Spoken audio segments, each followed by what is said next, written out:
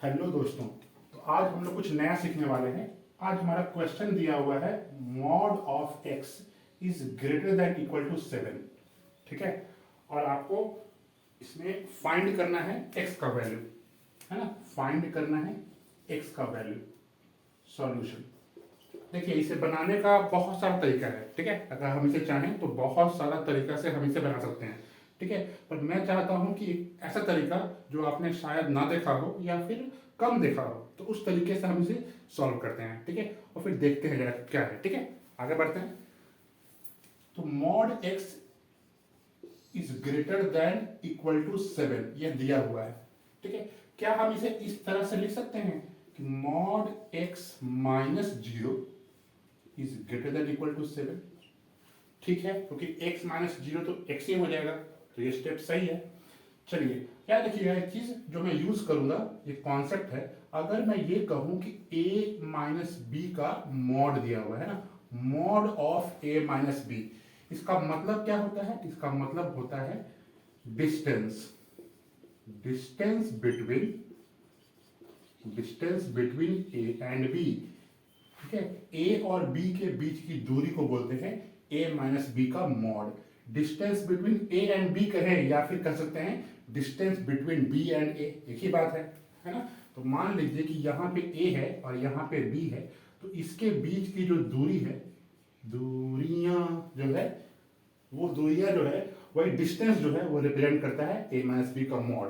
ठीक है, तो यहाँ पे वही बात है, x माइनस 0 का मॉड है, मतलब क्या, x और 0 के बीच की जो दूरी है, उस दूरी को दिखा रहा है ये लेफ्ट हैंड साइड, है ना। यानी इसका मतलब क्या हुआ कि मान लो कि यहाँ पे 0 है। ठीक है, तो x कहाँ पे होगा, है ना। x कहीं पे भी होगा, तो मान लीजिए कि x यहाँ पे होगा, है ना, या मान लीजिए x यहाँ पे होगा। ठीक है, कहाँ पे होगा नहीं पता हमको, लेकिन x माइनस 0 का मतलब क्या होगा, 0 से x की दूरी, यानी ओरिजिन से x की दूरी, ओरिजिन से x की दूरी कितनी है, वो है ग्रेटर देन इक्वल टू 7। यानी ओरिजिन से x की दूरी जो है वो 7 से ज्यादा है, 7 के बराबर भी है या 7 से ज्यादा है।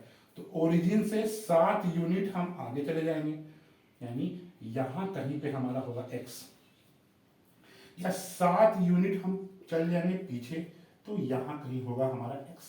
तो क्या बोल रहा है, इसका मतलब क्या हुआ, इस पूरे स्टेप का मतलब यह हुआ कि ओरिजिन से x की दूरी जो है, ओरिजिन से x की जो दूरी है वह 7 से ज्यादा है।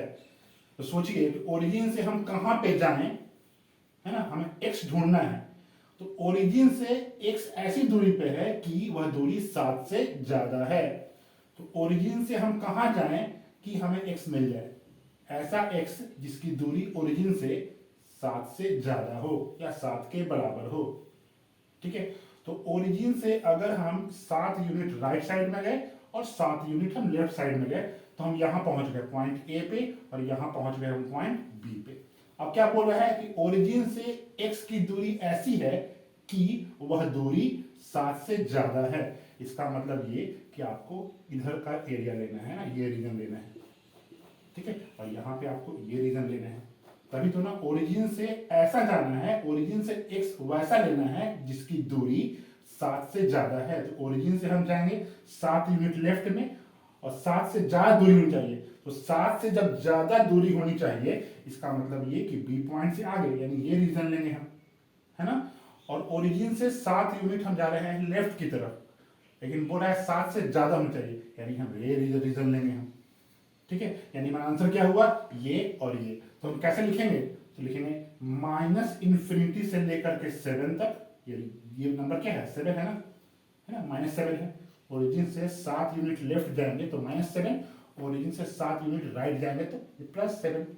ठीक है, तो आंसर क्या है हमारा, इस रेंज में है, ये आंसर है और ये आंसर है। तो कैसे लिखेंगे इस आंसर को, माइनस इंफिनिटी से लेकर के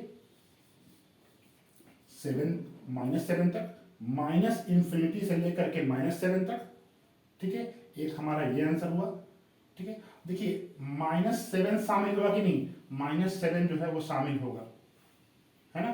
क्यों शामिल होगा, क्योंकि बोल रहा है कि ओरिजिन से x की दूरी जो है वह 7 के बराबर भी हो सकता है।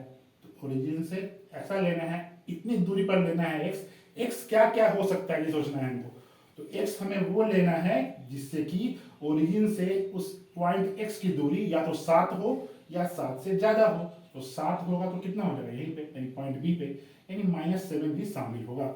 चलिए तो ये रीजन हो गया यूनियन, और यहां से लेकर के इंफिनिटी तक, यानी 7 से लेकर के इंफिनिटी तक। अब 7 शामिल होगा कि नहीं, 7 भी शामिल होगा, क्योंकि ओरिजिन से x ऐसा लेना है जिसकी दूरी 7 के बराबर हो। तो जब यहां पे भी रहेगा x, है ना, इस ए पॉइंट पे भी रहेगा, तो ओरिजिन से दूरी कितनी होगी, 7 यूनिट होगी। इसका मतलब कि 7 भी शामिल होगा। ठीक है, इस पे चिंता नहीं करना है कि माइनस इंफिनिटी पे इक्वल टू हुआ कि नहीं या इंफिनिटी पे हुआ कि नहीं। माइनस इंफिनिटी और इंफिनिटी पे कभी भी इक्वल साइन नहीं होता है, यहाँ पे इक्वल टू कभी नहीं लिखते हैं, कभी भी यहाँ पे नहीं होगा। ठीक है, सोचना ही नहीं है किसी भी क्वेश्चन में नहीं, माइनस इंफिनिटी के बाद कभी भी इक्वल टू यहाँ पे नहीं होता है। तो ये समझ में आया आपको? एक बार फिर से हम रिकॉल करवाते हैं।